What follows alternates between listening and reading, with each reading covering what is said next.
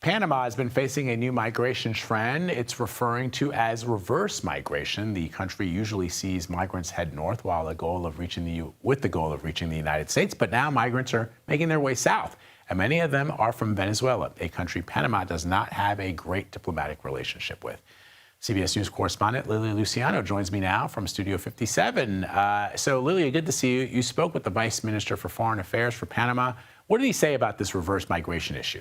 Well, Vlad, as you know, I like to look at the issue of immigration throughout the whole region. Tonight on the CBS Evening News, I'm talking to DHS about the Trump policies that are actually pushing this movement of people who used to go north, now moving south. Let's listen to what Vice Minister for Foreign Affairs, Carlos Ruiz Hernandez, told me, and I'll bring more context into that.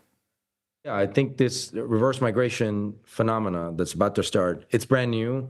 It's something that we started dealing with very recently, as of last week. We are getting this influx of migrants coming in. And what they want is to go to Colombia.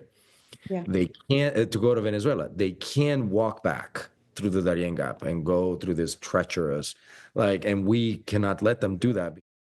So here's what's really interesting, Vlad, in particular to Panama. Panama does not have a diplomatic relation with Venezuela. The majority of the people that they're encountering, he says hundreds of people now in their northern border. It used to be people coming from the south, from countries like Venezuela, up towards the U.S. Now they're coming back. He says it is because of the Trump policies. It is because of the deportation. It is because of the loss of the CBP1 app that gave people a possibility, an opportunity, and an appointment to make their case for asylum. They don't have a diplomatic relation with Venezuela, so they cannot repatriate people to Venezuela. They're trying to send them to Colombia and have the migrants cross from Colombia to Venezuela. But Colombia is saying, we're dealing with our own deportees.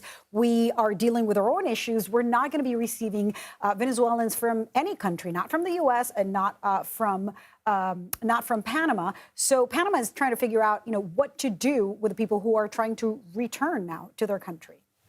So let me ask you a question. Did the Vice Minister for Foreign Affairs address the 300 or so migrants sent from the U.S. that were reportedly stuck in a Panamanian hotel? He did. I asked him about that. And I also asked, is this going to be a trend?